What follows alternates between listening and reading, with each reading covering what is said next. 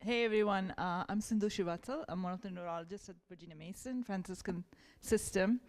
And I'm going to try to give you guys an overview on Alzheimer's. Interrupt me whenever you want. I'm happy to go over anything that you have questions about. And then we will have about 15 minutes in addition at the end. I tend to speak a little fast, so I apologize. You can wave or as I said, interrupt me if you feel like I'm going too fast. And then let me just go ahead and, so I have no disclosures, no relevant disclosures for this talk. My learning objectives are firstly to try to help you differentiate between types of dementias, and then specifically a lot of this talk is on Alzheimer's. So I want to focus on how to screen Alzheimer's, diagnose it, be comfortable with the diagnosis, and then understand what are the management options available, including some recent controversies about management. So before we understand dementia, we want to understand what is cognition, because a lot of your patients will come to you and say, well, I have a memory problem. Memory is just one part of a cognitive domain. So there are 4 major cognitive domains. The executive function, which is oftentimes a lot of what some of your patients are talking about. It is that frontal lobe, that part of your brain that tells you, well, you have to pay attention to this so you can register it. So that part of your frontal lobe that is responsible for working memory, for letting you keep that information so you can register it. That's the executive function. And then there is the true memory, which is the medial temporal lobe. That's the hippocampus. That's the place where memory is getting stored. The actual reinforcement of memory happens, and then the storage eventually in the neocortex happens because of this area. And then there's language. So sometimes your patients are complaining of word finding difficulties. I have trouble getting the right words. I am not able to name things. So language is another cognitive domain. And then lastly, visuospatial, which is orientation to visuospatial surroundings, like missing like a curb while parking, in trouble with intersecting lines, copying your cube or your pentagon. So there are several cognitive domains, and when patients talk about memory, sometimes they're talking about different pieces of this domain, and so you have to kind of piece out what are they actually talking about. So then what is dementia? So you learned what is cognitive domain, and what's dementia then, and what's mild cognitive impairment? So remember that there is this spectrum with just aging, and over time that there is normal aging, and then there is this part of change with time that is over and above expected for age. And then lastly, there's dementia, which is where there's cognitive impairment that's affecting function. So dementia is defined as, I am sorry, I went back fast. Impairment in an intellectual function affecting more than one cognitive domain. So it has to be not just memory, but something else like visuospatial, language, another cognitive domain in addition.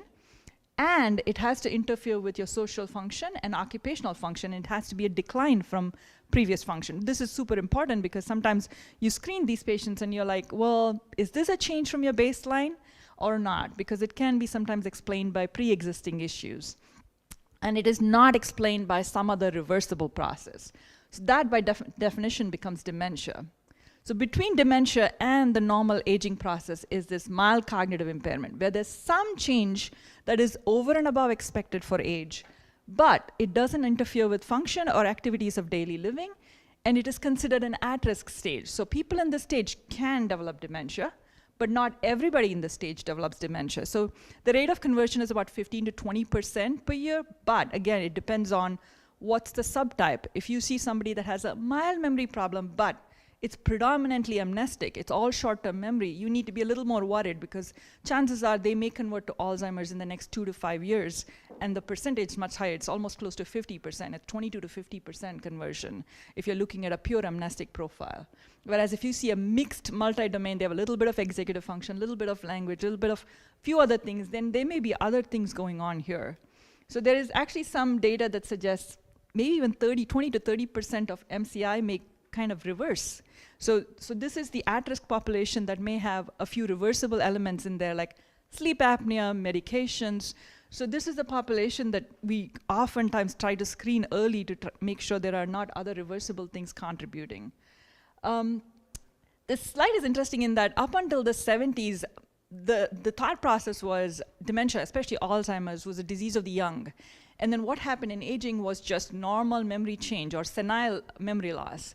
And then there were some seminal papers that came out after that that showed that, well, not everybody that just, it's not just with age that you lose memory. There are cognitively normal patients in their 80s and 90s, so it is not just an assumption that with age and time, you will always lose memory and it'll always affect function. So that change in the thought process happened sometime around the 70s and 80s, actually.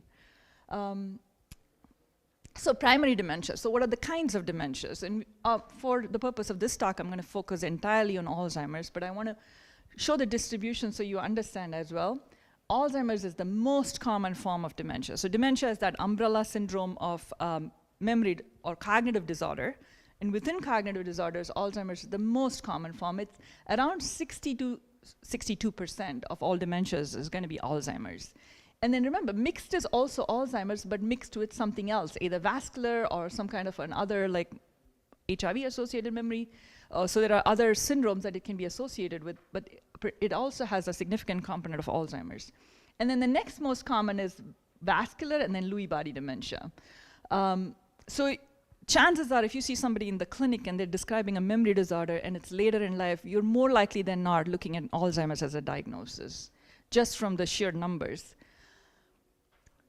Focusing on a few points, this is just one slide. There's a lot more to talk about in terms of differentiating dementias. Because the talk is mainly on Alzheimer's, I want to focus on just a few points to differentiate between dementias.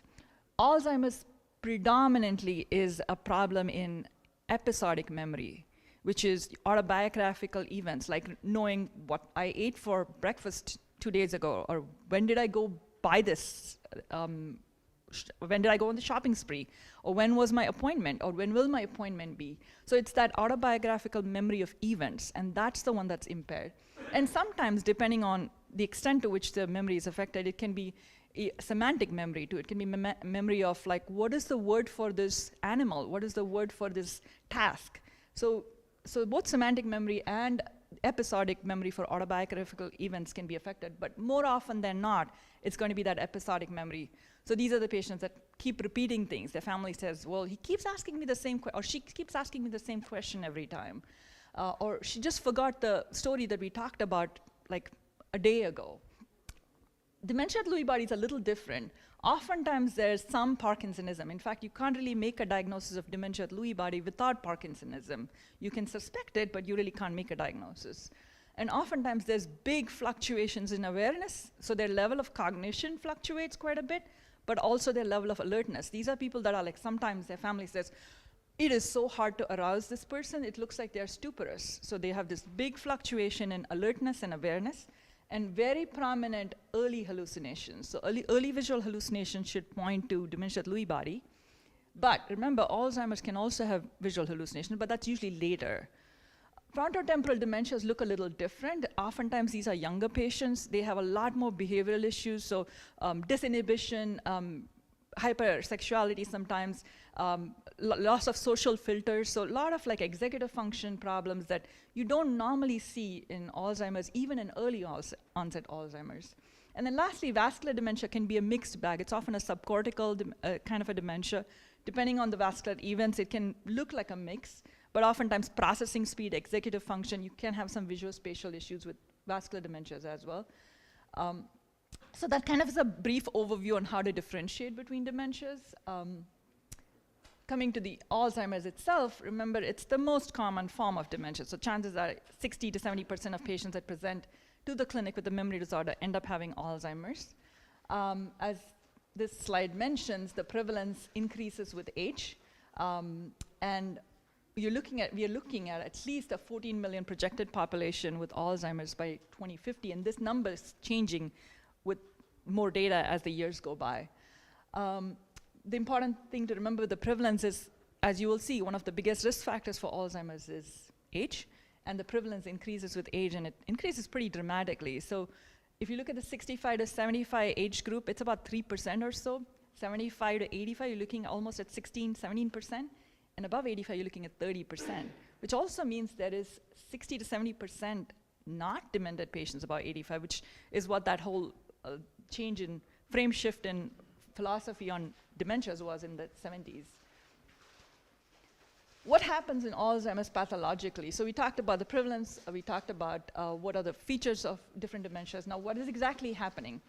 At the macroscopic level, at the brain level, you're losing neuronal function, so there is loss of cortical function, and secondly, loss of volume of the brain. So as opposed to the normal cortical gyri and sulci, there is prominence of the sulci, shrinking of the gyri, and what we call ex vacuo dilation of the ventricles. So oftentimes, this comes up when you see patients that get imaging, and you're pretty sure there's a memory disorder going on, but then there's a radiology report says, well, don't forget to rule out NPH. And oftentimes, the reason the NPH diagnosis comes is because the MRI or the CT shows large ventricles, but the ventricles are large because the brain is shrinking. So remember, the skull is a closed cavity. If one thing shrinks, another thing has to expand. So that's often called ex vacuo. So if you see somebody that has a primary memory disorder and there's a question of NPH, you always have to rethink that. Think of, well, is the memory the bigger issue? Then you're probably looking at a dementia, not NPH. And oftentimes, the involvement is in the medial temporal lobes and the parietal lobes, and relative sparing of the occipital lobes, which is more important to try to differentiate it from, say, dementia of Lewy body or a variant of Alzheimer's called posterior cortical atrophy. Microscopically, this is what happens at the cellular level. There are these neuritic plaques, which you hear a lot about. These consist of a beta amyloid core surrounded by solar neuritic processes. So the toxic beta amyloid is damaging neurons around it, and together they clump and form this neuritic plaque. And this is what you hear about a lot in studies. And then neurofibrillary tangles, which are actually inside the neurons. These are cytoplasmic inclusions of tau. And tau is a protein, as all of you remember, is responsible for microtubule formation and stabilization. So it's responsible for axonal transport. It's helping maintain the cytoskeleton. So damage to that damages the neurons. So these are intracellular elements and these are extracellular elements. But together, you need both to make a pathological diagnosis. So coming to what happens, why is it that these two things end up causing memory loss? That comes back to our amyloid hypothesis. I'm going to put this hypothesis out there, and I'm also going to tell you there's a lot of controversy about this hypothesis. The hypothesis is that we have several proteins in our brain. One of which is the amyloid precursor protein, which is responsible, again, for cellular cytoskeleton, movement of substances within a neuron, within cells. The amyloid precursor protein normally gets cleaved into products of beta amyloid. This happens in normal brain. But there is disproportionate cleavage of beta amyloid between beta amyloid 142 and 140. And the differential cleavage of these proteins and the toxic formation of the B142 is what's responsible for the amyloid plaque formation. So the fact that this proportion of 140 to 142 is different in people that have these pathological changes of Alzheimer's is what is thought to drive the damage to the neurons. The way we come up with this hypothesis is through several different other studies that have demonstrated that if you have an extra APP gene, right? For example, people that have trisomy 21, people that have Down syndrome have that extra one gene on one allele, basically, for the APP amyloid precursor protein, because that's on the chromosome 21. They end up having Alzheimer's earlier. As you all know, they end up having memory changes earlier in their 40s and 50s, as opposed to what is normally seen in sporadic Alzheimer's. And the thought is they have more of this amyloid precursor protein, so there's more substrate that gets cleaved into this A beta 142, and maybe that's why they end up having Alzheimer's earlier. So some of our understanding of this amyloid hypothesis is coming from some of these other changes that are happening. And then there is familial Alzheimer's from genetic causes where there's damage to these enzymes that break down APP, which ends up causing Alzheimer's. And that's the other reason why we think amyloid is probably driving the changes in Alzheimer's. So the next part of this is because the amyloid is causing these changes, the downstream effect is thought to be this tau formation. So all of us have tau, and tau, when exposed to toxic chemicals like A beta, is thought to form fibrillary structures, and these fibrillary structures and beta-plated structures end up accumulating inside neurons and becoming toxic to the neuron and causing cell death. What's confusing here between these two hypotheses, and what's a controversy in this hypothesis, is that A beta is thought to be driving this, but we don't exactly know how one drives the other. We still haven't clarified the link between the two. The other confusion is that A beta is supposed to be the driver, but it doesn't correlate well with either memory scores or function. So you can have a lot of plaque, but it doesn't always correlate with atrophy or memory function, whereas tau correlates better with memory function and atrophy. So there's a little bit of confusion in that if one's driving the other, why don't both correlate the same way? I'm just putting it out there just to explain that this hypothesis is not all that clear, but this is what we are using to try to understand therapies. And it'll come into play when I talk about why there are some controversies about the new therapies in Alzheimer's. Suffice to understand there are two things happening. There's the A beta accumulation in the form of plaques, and then there's tau in the neurotic tangles, and together this is damaging the brain. So coming to what protects you from Alzheimer's and what's the risk factor, the single biggest unmodifiable risk factor is age.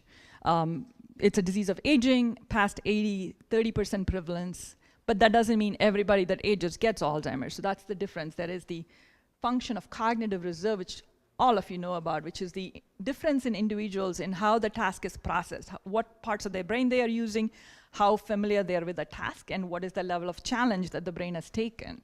And there's enough epidemiologic studies that suggest higher IQ, higher education, and the level of occupational attainment is protective against Alzheimer's pathology.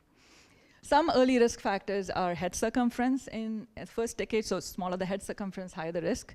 General body growth through the second decade, and socioeconomic status. But again, you can tie some of that socioeconomic status honestly into some of the other stuff, right? The education and attainment and participation in leisure activities. So some of those are tied together, honestly. And lastly, midlife risk factors. These are important to remember. So there are some modifiable midlife risk factors that are important to focus on. And these include the head injury, obesity, insulin resistance. There's actually orthostatic hypotension in this list. So orthostatic hypotension is thought to be a risk factor for Alzheimer's. And then hyperlipidemia, hyperhomocystinemia. This slide has to change, I apologize. Mild to moderate alcohol consumption, there is a lot of controversy now. Initially it was 21 units, now it's 14, and just a recent study talked about how a single drink per day consistently has been associated with changes in brain volume. What we don't know is whether that gray and white matter volume actually translates into cognitive change, because that's something that requires time for us to study. But I would say anything more than a drink a day, a unit a day or a drink a day would be something to kind of talk about if it's a consistent thing. And then saturated fats, as with hyperlipidemia and modifiable risk factors, is associated with higher risk. Unsaturated fats for the same reason, lean meat, and then antioxidant-rich diet protective. This one I wanted to stress a little bit on. There is some good data for chronic gum infections associated with increased risk for Alzheimer's. The thought is inflammatory pathways triggering that the tau and amyloid deposition. But there is some controversy here too, because the question is, well, did the dental hygiene precede it because they were starting to have memory problems, so they couldn't take care of their dental health? So there's a little bit of controversy, but there's some data supporting this as well. And then I think this is something you're all familiar with, anticholinergic association, more clear by time. There's been some really good studies looking at this.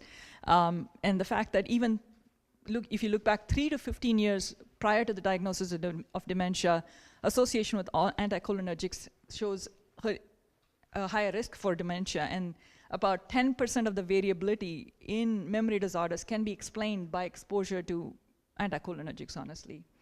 And there are degrees of this as well, but it's something to remember.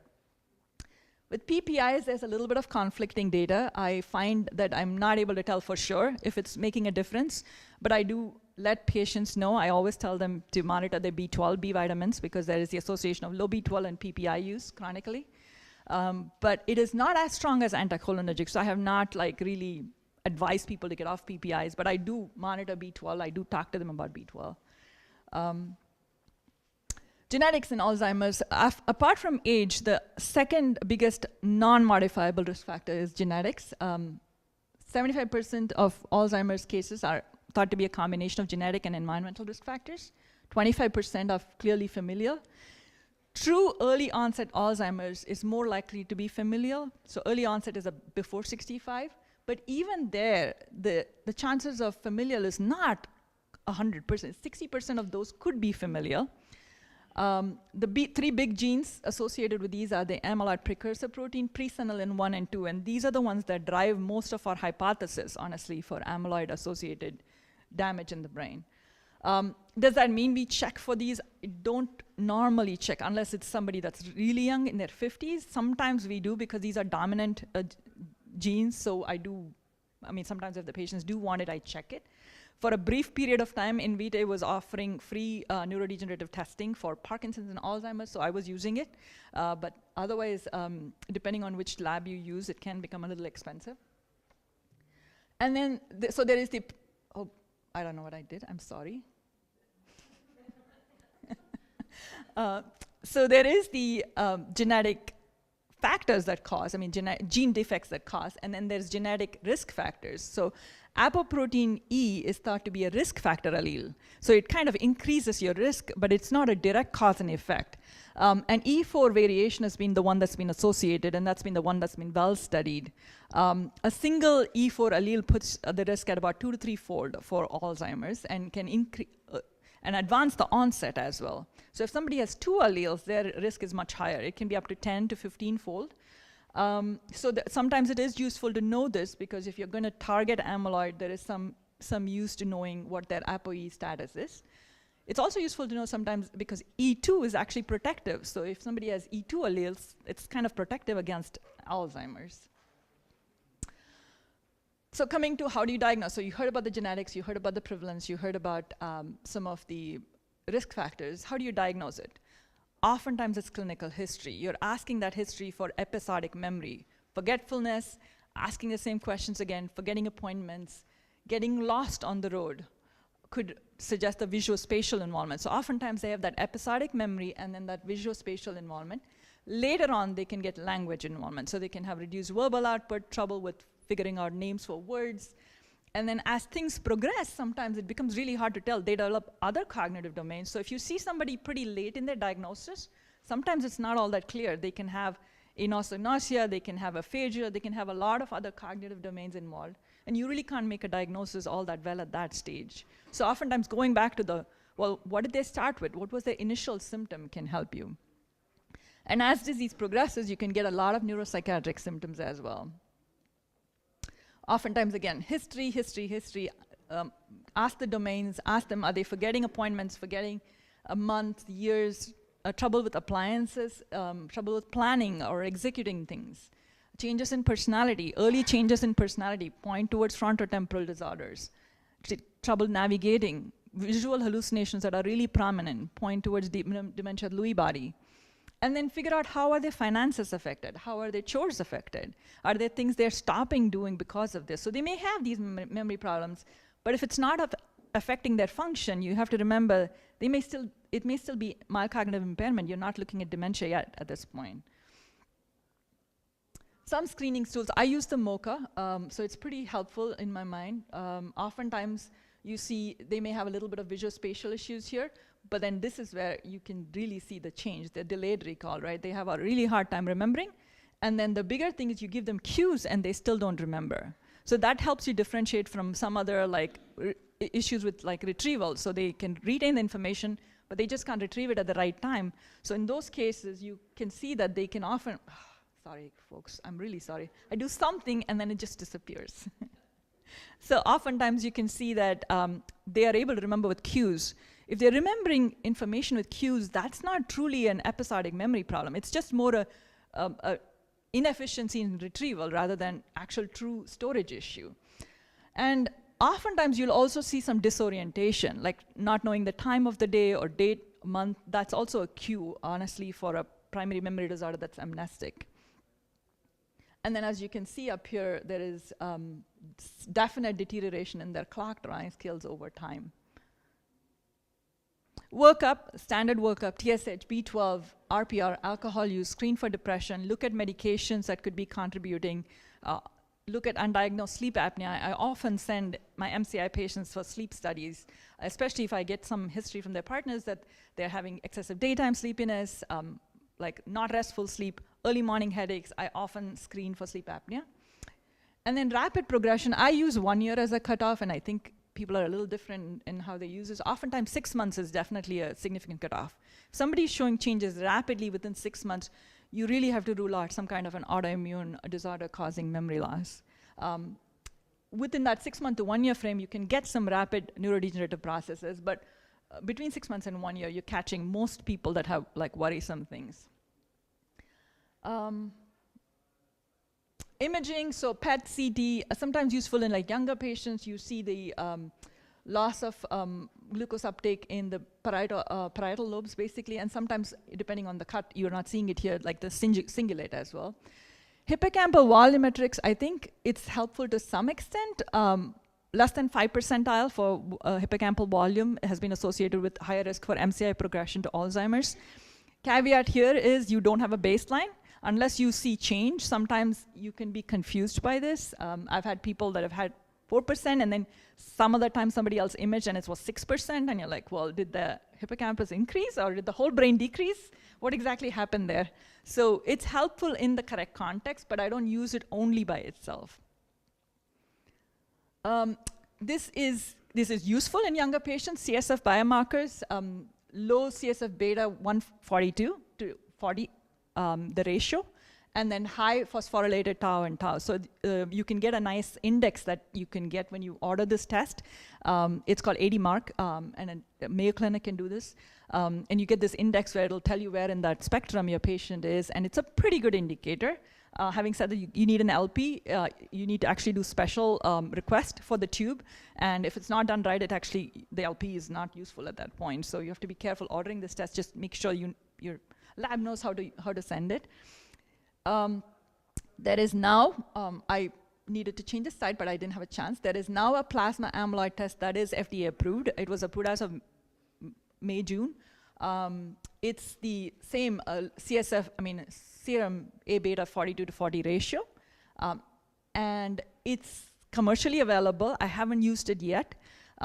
There's only one test that's been approved at this point, but it has pretty good correlation with amyloid PET imaging. So there's good correlation between the plasma test and the amyloid PET. So we will be looking at more usage of it in the near future. And then neurofilament, which I think if you read the literature, you see a lot of this. But unfortunate part is this is non-specific. It tells you there's some neuronal injury. You'll see this in TBI, you'll see this in Parkinson's, you'll see this in other dementias. You can even see this sometimes in MS, in related brain damage. So it's not very specific for Alzheimer's, it just tells you the severity of brain damage. So helpful in some ways, but not quite. Treatment, FDA approved medications, all of you know these, donepezil, galantamine, rivastigmine, the cholinesterase inhibitors, approved for mild to moderate. I tend to keep them even in severe, sometimes because it helps with the behavioral issues. The non-competitive NMDA receptor antagonist, which is memantine, approved for moderate to severe. Sometimes I use this in mild if they can't tolerate cholinesterase inhibitors. The big thing with cholinesterase inhibitors, GI issues. They can have stomach ulcers, they can have diarrhea, they can have bradycardia. Donepezil interacts a little bit with the beta blockers, so just being careful and being aware, because you can get asymptomatic heart blocks or like severe bradycardia with patients on it. And then, as Dr. Stoilova pointed out, lowering the seizure threshold with donepezil as well. Rivastigmine is available as a patch, not easy to get it approved. And then I'm going to try to focus how much of a time I have with the amyloid monoclonal antibodies, if possible. This is just a brief summary of other possible options and the things that failed, actually, honestly. So the things that failed, secretase inhibitors, other amyloid aggregates, GSK inhibitors, lithium, just being aware that there is a study going on right now. Clinical trials on supplements, some controversy, vitamin E. There's some controversy, but something to suggest, but again, needing monitoring. All right, I'm going to focus a little bit on this. Aducanumab, or the anti-amyloid monoclonal antibody. This was FDA approved last year, and there's a ton of controversy about this.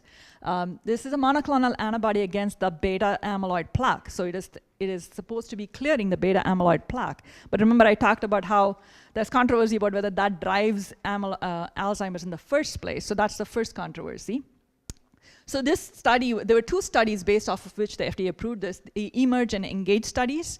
These two studies were actually terminated early because they reached their futility endpoint, honestly. So in 2019, they were actually terminated.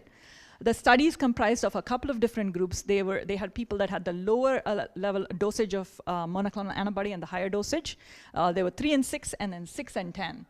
And they ended up stopping the study because they really didn't see the markers for change with their initial requirement was the primary endpoint of clinical dementia rating scale, sum of boxes, was not significant.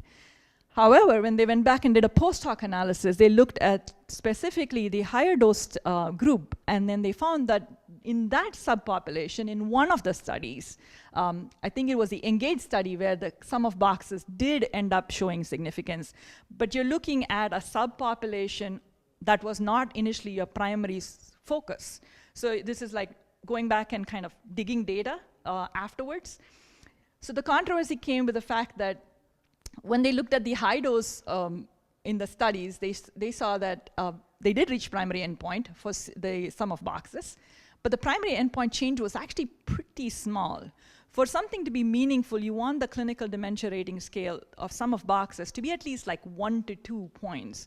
And this was actually pretty low. If you look at it, it's like 0.1 something was the change, 0.26 negative, so less compared to 0.39 with placebo. So, and the others did not really make a huge difference. The two things that were significant were that, and then the ADAS COG. Again, subgroup analysis within a single study that was already terminated. They did find, though, that the CSF biomarkers did show changes. So the A beta, as expected, didn't drop. So in placebo, it dropped. Remember, A beta has to be low because it's getting deposited in the brain. So low A beta, 142 to 40, is a sign of Alzheimer's. So actually dropping is a bad thing. So the change was positive. P-tau change was negative, which is good. Total tau was negative. So their biomarkers did what it was supposed to do, but their clinical markers didn't actually show the benefit. But then there were also, it was not just that, there was also the side effect. So amyloid-related imaging abnormalities, ARIA, is a side effect that's seen on imaging in patients that undergo monoclonal antibodies. And this has been shown in other monoclonal antibody trials, even before aducanumab. And this can involve edema, just simple edema around the site, on several sites of plaque removal. So you'll see it as flare signal changes like swelling in the brain. Or it can actually involve frank hemorrhage and siderosis, like areas of iron deposition in the brain. And it was not insignificant. In their higher dose, they had up to like 40% people showing these changes. Again, these were imaging side effects, and they didn't always translate into clinical side effects, but that's a pretty high number for a drug that is not yet showing clinical benefits. And 6% of them had to actually stop treatment because of the side effects from the changes, and that was directly correlating with their imaging and symptoms from the imaging. Most of these were reversible, though. So when you did follow-up imaging, they did reverse, but they had to stop treatment, so you don't know what happens afterwards. So symptomatic ARIA, as I said, more often asymptomatic, but in the symptomatic cases, moderate severity in a fair number of them. After the main publications came out, there was one death attributed to the drug, and there is not yet the full information about exactly what happened, but it was thought to be directly related to the ARIA, actually. So the controversy is it removes beta amyloid. We can tell from all the CSF and biomarker studies that it's doing what it's supposed to do, but we haven't shown the clinical benefit that we are supposed to show for us to actually prove the hypothesis. It's almost like we're assuming the hypothesis is true, so it should show clinical benefits over time, but we haven't shown it yet. The other controversy is the toxicity. There is a fair amount of toxicity in some patients, and it is pretty expensive. Even with their Biogen's changes in their drug pricing program, it came to about $20,000 a year, and you still don't know when do you stop this drug, right? I mean, the trials were for 78 weeks, but once somebody has a diagnosis, they have a diagnosis for life. So the position statement from the American Academy is absence of convincing evidence, potentially modest benefits, but not translating into clinical benefits, so would use it only in research trials. And that's what the CMS has also said. In the settings of a research trial, okay to use, but not otherwise. And then I don't have a lot of time, but I'm going to try to breeze through some of these so I have some time for questions. So neuropsychiatric symptoms, very common. Try non-pharmacological interventions as much as possible. Confrontation makes it harder on the patients. And then just some examples of non-confrontational and supportive treatments for the neuropsychiatric symptoms. Pharmacologic, the slides moved a little bit, so think of agitation, neural eps. There's a lot of concern with that because there's morbidity associated with them and mortality, but sometimes if the agitation is severe and there's concern for self-harm, you may have to end up using it. I end up using Seroquel more often than not. There's some good evidence for trazodone PRN, which I have actually not used, but it's been used PRN. And generally considered safe in Alzheimer's, even though it's got some anticholinergic properties. I don't use benzos as much, but again, there are some patients where really nothing else helps and you're worried about self-harm, you would consider it. SSRIs for depression, SSRIs for agitation as well. Other options, the important things to remember, which I want to at least point out to, is there's a good, very nice Danish study looking at risk factor modification in people at risk. This study looked at people that had slightly lower than normal cognitive function or just borderline cognitive function and some modifiable risk factors, and subject them to a multimodal approach of diet, education, exercise, and then working with them on their risk factors. And they showed that they could really protect these people from cognitive decline over time. And so there is a US-based study that's kind of looking at this called the US Pointer study. So you can look at this original study, and it's got a fairly intensive amount of work from the researchers in trying to make this dietary modification possible and the educational changes possible, but they can be good guidelines for us in our clinical practice to talk to patients about. And then some evidence for Mediterranean diet and cognitive training, which is cognitive exercise. I usually tell patients novelty exercises. There isn't one cognitive exercise. It's not that lumosity, it's not that one neuronation that's gonna fix the memory, but it is anything that is new and challenging for you cognitively is gonna help you. But again, if you like lumosity, go for it. If you like certain computer-based exercise activities or cognitive exercises, totally fine. This is another study, and it's very busy, but it is a good slide to look at individualized intervention. So look at certain biomarkers for that individual patient and see what pathway. So if somebody that has high percentage body fat and an ApoE genetic makeup that would put them at risk, then try to steer them into things that look at both those risk factors.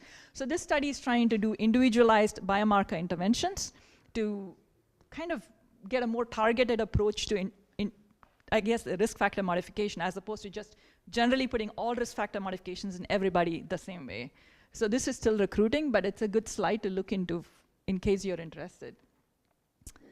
And then lastly, I don't want to forget driving safety. Whenever you see patients with cognitive disorders, always think about driving and driving safety. I don't use the clinical dementia rating scale as much. I use the MoCA as my guide. I look at trails on the MoCA. If they have troubles with trails, they're going to have trouble with driving. If they have trouble with visuospatial skills, they're going to have trouble with driving. The biggest thing is caregiver rating. So if a family member comes and tells you, even if the person's scoring really well on their MoCA, if a family member comes and says, I'm concerned about their memory and their driving, you have to be concerned. You have to send them for an occupational therapy driving safety evaluation.